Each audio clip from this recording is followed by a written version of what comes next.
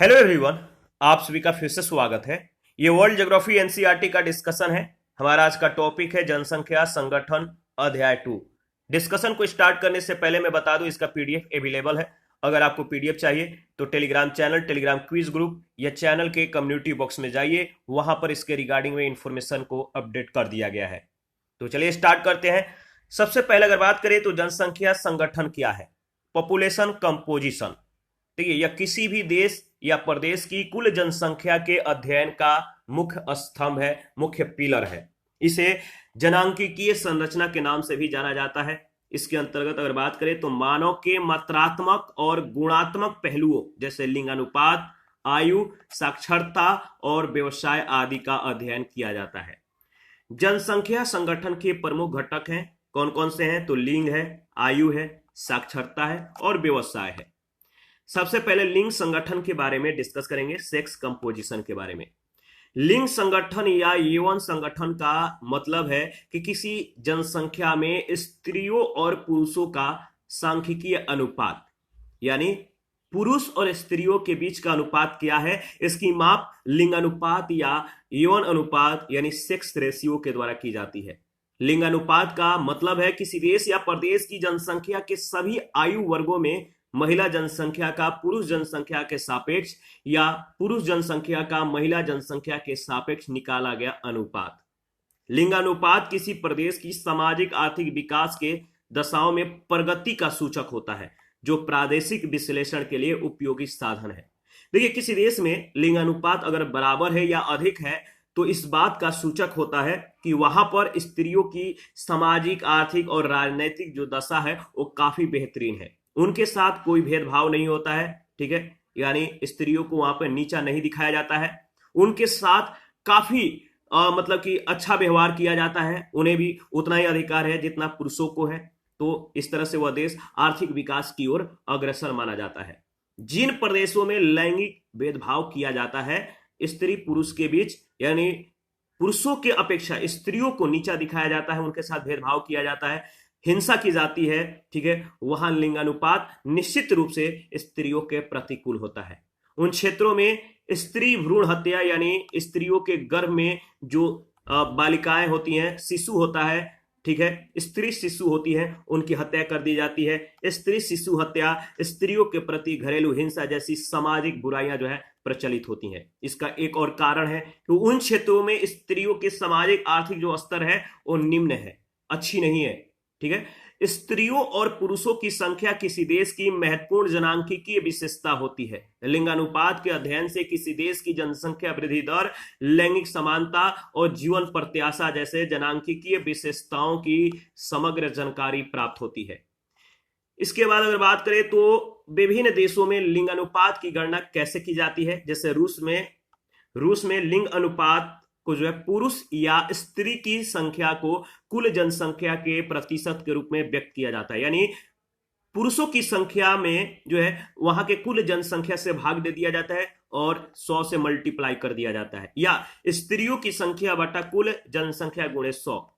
संयुक्त राज्य अमेरिका में कैसे निकाला जाता है? तो संयुक्त राज्य अमेरिका में इसे प्रति 100 स्त्रियों के अनुपात में पुरुषों की संख्या के रूप में व्यक्त किया जाता है, यानी पुरुषों की संख्या बटा स्त्रियों की संख्या गुणे 100। न्यूजीलैंड में लिंग अनुपात का आकलन प्रति 100 पुरुषों के अनुपात में स्त्रियों के संख्या के रूप में जो है किया जाता है, यानी स्त्रियों की संख्या बटा पुरुषों की संख्या गुणे 100। देखिए, निम्न देशों में जो लिंगानुपात की गणना विधि है वो डिफरेंट है। भारत में कैसे निकाला जाता है? तो भारत में याद रखिएगा, लिंग अनुपात को मतलब कि 1000 पुरुषों के अनुपात में स्त्रियों की संख्या के रूप में व्यक्त किया जाता है, यानी स्त्रियों की संख्या बटा पुरुषों की संख्या गुणे 1000, ठीक है। लिंगानुपात के 3 प्रकार हैं। प्राथमिक लिंगानुपात है, द्वितीयक लिंगानुपात है और तृतीयक लिंगानुपात है। प्राथमिक लिंगानुपात यह गर्भधारण के समय अनुमानित लिंगानुपात है। द्वितीयक लिंगानुपात इसे जो है प्राकृतिक या माध्यमिक लिंगानुपात भी कहा जाता है। इसके अंतर्गत जन्म के समय लिंग अनुपात की गणना किया जाता है। तृतीयक लिंगानुपात जो है इसे वयस्क लिंग अनुपात भी कहा जाता है। यह जनगणना के समय दर्ज किए जाने वाला लिंग अनुपात है। सामाजिक और आर्थिक कारणों के फलस्वरूप अगर बात करें तो विभिन्न आयु स्तरों में लिंग अनुपात में अंतर देखने को मिलता है। देखिए, शिशु स्त्री अनुपात निम्न विधियों के द्वारा निकाला जाता है। पहला है शिशु स्त्री अनुपात बराबर 0 से 4 वर्ष के बटा में 15 से 49 वर्ष। दूसरा जो है शिशु स्त्री अनुपात कैसे निकाला जाता है, तो 5 से 9 वर्ष के बटा में 20 से 54 वर्ष। ये उम्र है 5 से 9 वर्ष के जो मतलब कि शिशु स्त्री जो शिशु स्त्री हैं जिनकी उम्र 5 से 9 वर्ष है, उनको 20 से 54 वर्ष वाले जो है इनके उम्र से भाग दे दिया जाता है इस पॉपुलेशन से। यूरोप, उत्तरी अमेरिका और लैटिन अमेरिका महाद्वीपों तथा कैरेबियन देशों में स्त्री पुरुष अनुपात उच्च है, जबकि एशिया एवं ओशिनिया महाद्वीपों में महिला का या महिलाओं का अनुपात कम है। वैश्विक स्तर पर लिंगानुपात अगर बात करें तो पुरुष प्रति 100 महिलाओं पर, तो देखिए पूर्व और उत्तर पूर्व एशिया में लिंगानुपात जो है 105 है, यानी पुरुष प्रति 100 महिलाओं पर, 100 महिलाओं पर पुरुषों की संख्या कितना है, 105 है। दक्षिण पूर्व एशिया में 100 है, दक्षिण और दक्षिण पश्चिम एशिया में 106 है, उत्तर और मध्य एशिया में 96 है, प्रशांत महासागरीय क्षेत्र में 100 है, एशिया प्रशांत क्षेत्र में 104 है, आसियान क्षेत्र में 100 है, सार्क क्षेत्र में 106 है, अफ्रीका में 100 है, यूरोप में 95 है, लैटिन अमेरिका और कैरेबियन क्षेत्र में 98 है और उत्तरी अमेरिका में 98 है। यानी विश्व में अगर औसत रूप से देखें तो 102 है, 102 पुरुषों पर 100 स्त्रियां हैं।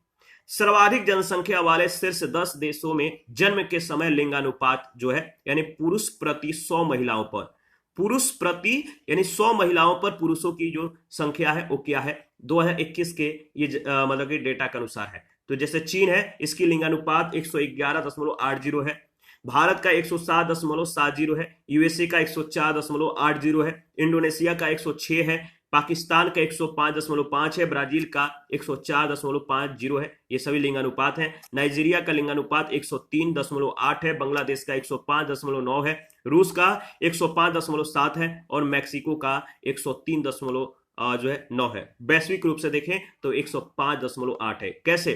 पुरुष प्रति 100 महिलाओं पर। इसके बाद अगर बात करें तो नेक्स्ट है, देखिए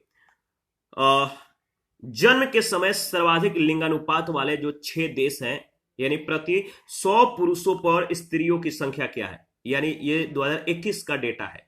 जैसे लिचेनस्टीन जो है, यहाँ की जो लिंगानुपात है 116.3 है, उत्तरी मरियाना द्वीप का जो लिंगानुपात है 115.1 है, अजरबैजान का 112.6 है। क्रम याद रखिएगा।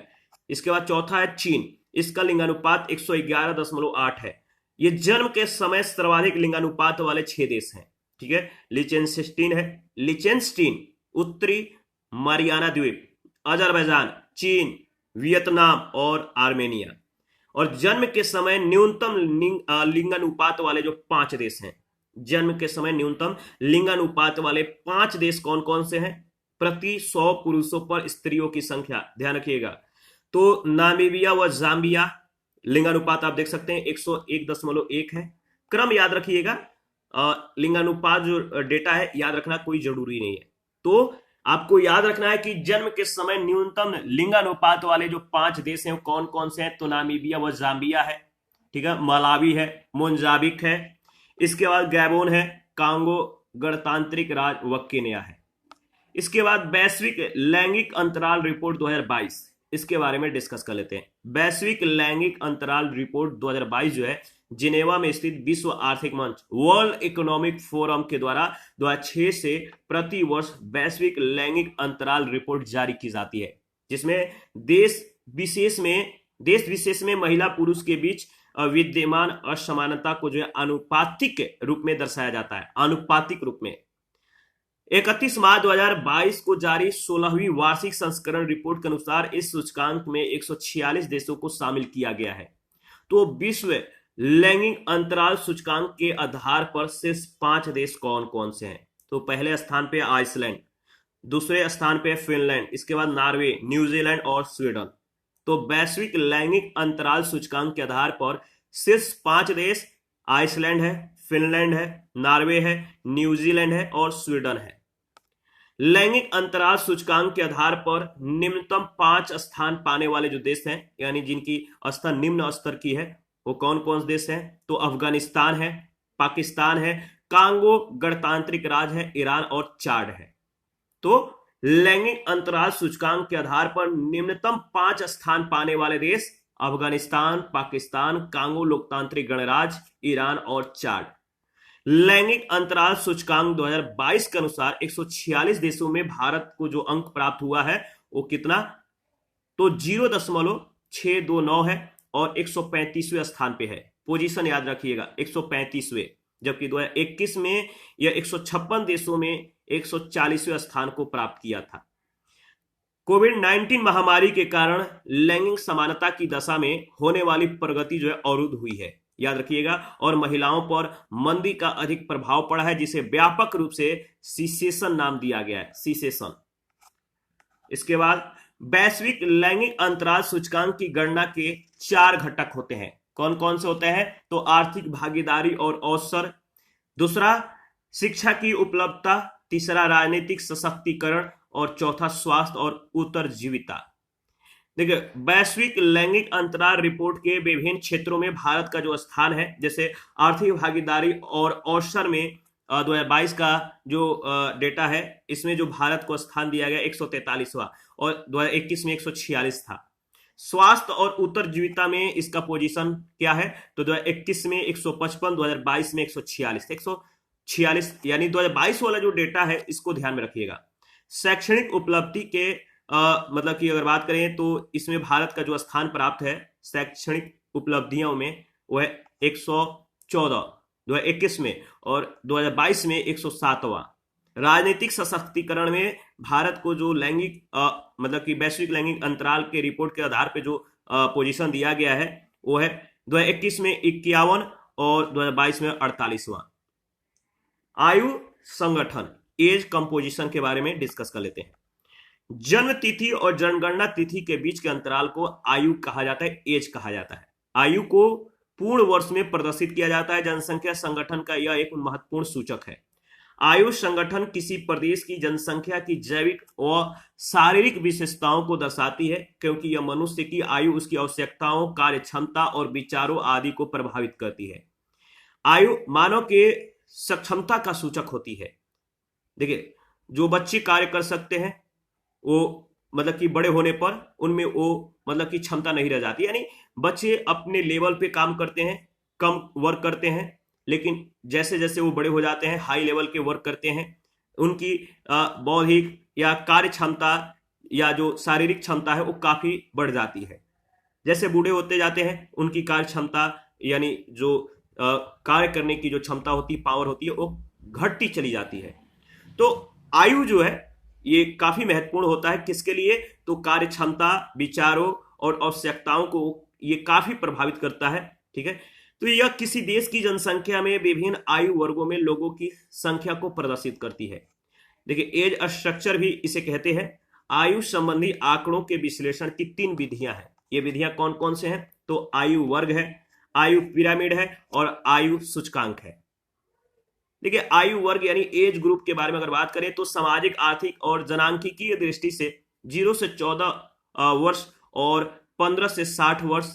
देखिए, 0 से 14 वर्ष और 15 से 60 वर्ष यानी विकासशील देशों में, या 15 से 65 वर्ष विकसित देशों में इनकी आयु महत्वपूर्ण विभाजक मानी जाती है। जनसंख्या का प्रमुख 3 आयु वर्ग है। बाल आयु वर्ग है, प्रौढ़ आयु वर्ग है और वृद्ध आयु वर्ग है। बाल आयु वर्ग में जो मतलब कि जो डिफरेंट है, यानी जो आयु है वो 0 से 14 वर्ष के जो मतलब कि उम्र वाले जो पॉपुलेशन है इसको बाल आयु वर्ग कहते हैं, और 15 से 60 या 64 वर्ष के जो पॉपुलेशन है इसको प्रौढ़ आयु वर्ग कहते हैं, और 64 से अधिक या 60 से अधिक वर्ष वाले या उम्र वाले जो जनसंख्या है इसको वृद्ध आयु वर्ग में रखा जाता है इनको।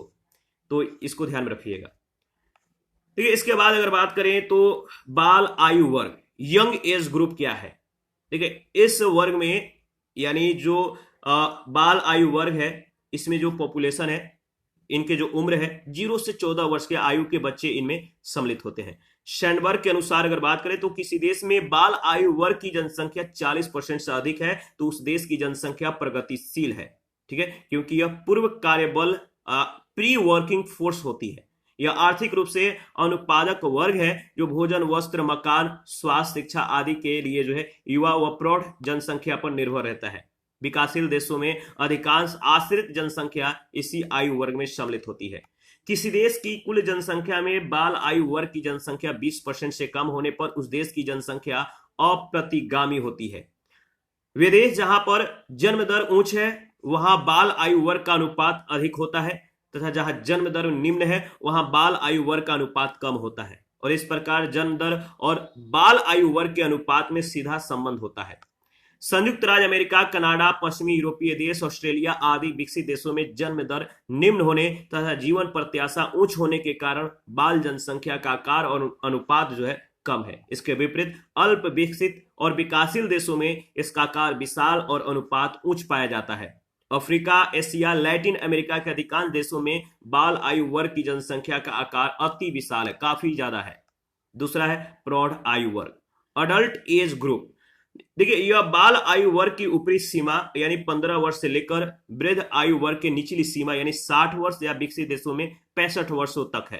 तो 15 से 60 या 65 वर्ग के जो पॉपुलेशन है इसको प्रौढ़ आयु वर्ग में रखा जाता है, ठीक है। और इस वर्ग को जो है दो उपवर्गों में विभाजित किया गया है, युवा वर्ग और प्रौढ़ वर्ग।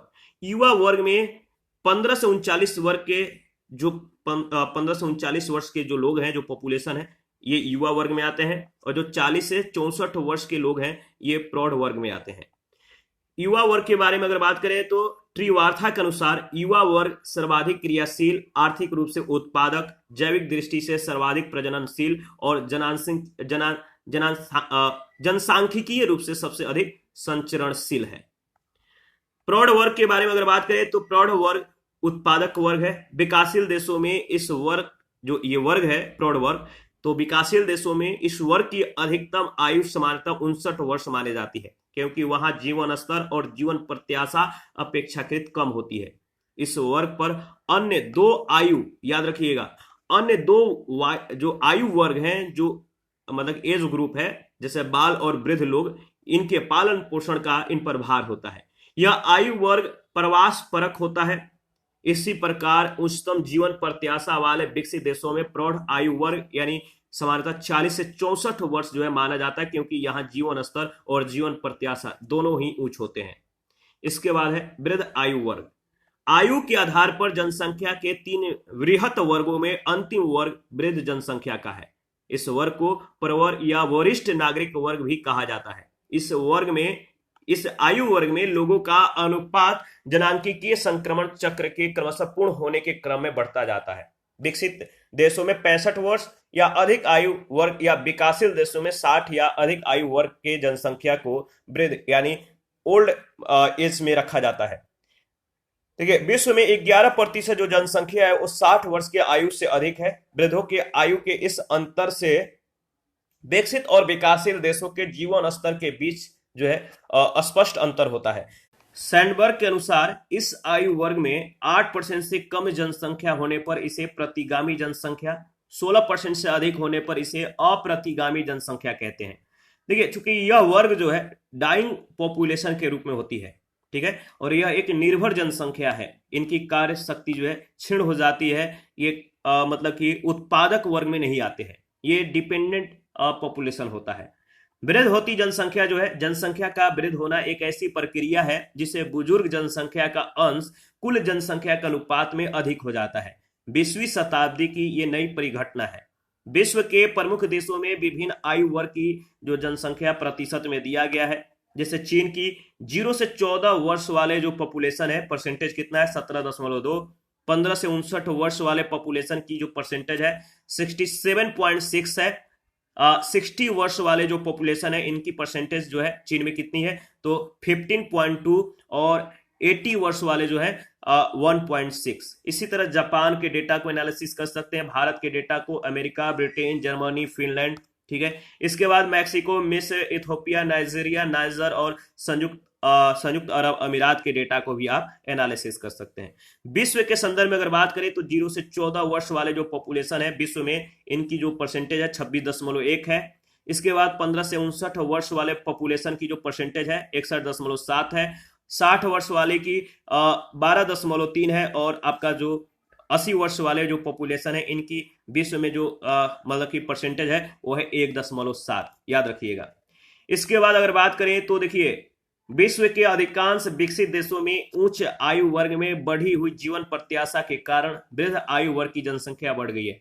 जीवन प्रत्याशा के बढ़ने का कारण क्या है? तो एजुकेशन है, वहाँ हेल्थ है, अच्छे इन्वायरमेंट है, खान पान है, रहन सहन है, इसके कारण वहाँ के पॉपुलेशन की जीवन प्रत्याशा बढ़ जाती है। जन्म दरों, जो जन्म दर है, जन्म दरों में ह्रास के साथ जनसंख्या में बच्चों का अनुपात घट जाता है। वर्ल्ड पॉपुलेशन प्रोस्पेक्टस के अनुसार अगर बात करें तो 2021 के जो डेटा है, 65 वर्ष या उससे अधिक आयु की वैश्विक जनसंख्या का हिस्सा 2022 में 10% से 2050 में 16% तक बढ़ने का अनुमान है। 2022 में 10% और 2050 में 16% तक बढ़ने का जो है अनुमान लगाया गया है। 2050 तक संपूर्ण विश्व में 65 वर्ष या उससे अधिक आयु वर्ग के व्यक्तियों की संख्या 5 वर्ष तक आयु के कुल बच्चों के संख्या का 2 गुना, जबकि 12 वर्ष से कम आयु के कुल बच्चों के संख्या के बराबर होने का अनुमान है। वैश्विक स्तर पर अगर बात करें तो 2022 में 65 वर्ष या उससे अधिक आयु के व्यक्तियों में महिलाओं का हिस्सा 55.7% है। 2050 में थोड़ा कम होकर 54.5% रह जाने का अनुमान है। आयु सूचकांक के बारे में अगर बात करें, एज इंडेक्स के बारे में अगर बात करें तो आयु सूचकांक की गणना मानव शक्ति नियोजन, जनसंख्या वृद्धि का विश्लेषण, प्रवास विश्लेषण आदि के लिए महत्वपूर्ण होता है। इसे भी 3 भागों में बांटकर देखा जा सकता है। आयु सूचकांक का जो भाग है वो 3 भाग है: शिशु निर्भरता अनुपात, वृद्ध निर्भरता अनुपात और प्राश्रित या निर्भरता अनुपात। शिशु निर्भरता जो अनुपात है, शिशु निर्भरता अनुपात बराबर होता है बाल जनसंख्या, यानी जिनकी आयु 0 से 14 वर्ष के बीच है, बटा में प्रौढ़ जनसंख्या, यानी ये जो जनसंख्या है इनकी आयु का जो वर्ग है 15 से 64 वर्ष।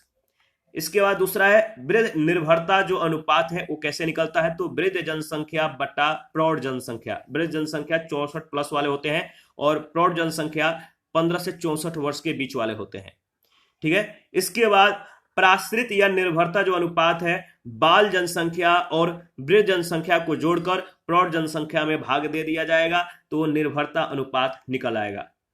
ठीक है। प्राश्रित या निर्भरता सूचकांक विकासशील देशों में उच्च पाया जाता है क्योंकि इनमें बाल जनसंख्या का अनुपात अधिक होता है। अच्छा, यहाँ पे निर्भरता अनुपात का मतलब है जैसे बाल जनसंख्या जो होता है ये उत्पादक वर्ग में नहीं आते हैं, ये मतलब कि कार्यशील वर्ग में नहीं आते हैं, और वृद्ध जनसंख्या भी वही है, बालक के मनोदशा की तरह इनकी भी स्थिति होती है, ये भी उत्पादक वर्ग में नहीं आते हैं, इनसे कोई मतलब कि ऊर्जावान वर्ग नहीं हो पाता है। तो इनके पॉपुलेशन को जोड़कर जो प्रौढ़ जनसंख्या है जिनकी उम्र 15 से 64 के बीच है, इनमें अगर भाग दे दिया जाता है तो निर्भरता अनुपात निकल आता है। इसके बाद एज पिरामिड के बारे में हम लोग डिस्कस करेंगे, आयु पिरामिड के बारे में। देखिए, आयु जो पिरामिड है यह एक विशेष प्रकार का रेखा चित्र होता है जिसकी सहायता से जनसंख्या की आयु संरचना का प्रदर्शन किया जाता है। चूंकि इसकी आकृति पिरामिड से मिलती है इसीलिए इसे आयु पिरामिड कहा जाता है। आयु पिरामिड जनांकीय संक्रमण के विभिन्न अवस्थाओं में अलग अलग प्रकार के आयु पिरामिड देखने को मिलते हैं जिनके आधार पर उस देश की जनांकीय विशेषताओं जैसे आयु व स्त्री पुरुष को समझा जा सकता है। प्रत्येक आयु की जनसंख्या हॉरिजॉन्टल यानी क्षैतिज दंड प्रदर्शित करती है। दंड की लंबाई उस वर्ग में स्त्रियों और पुरुषों के प्रतिशत के अनुपात में होती है।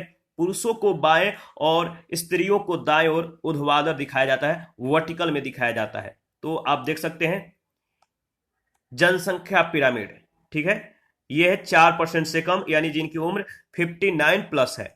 ये यहां से यहां तक का जो रेशियो है ये 15 से 59 वर्ष वाले हैं, और ये जो है ये है 0 से 14 वर्ष वाले, प्रथम अवस्था है।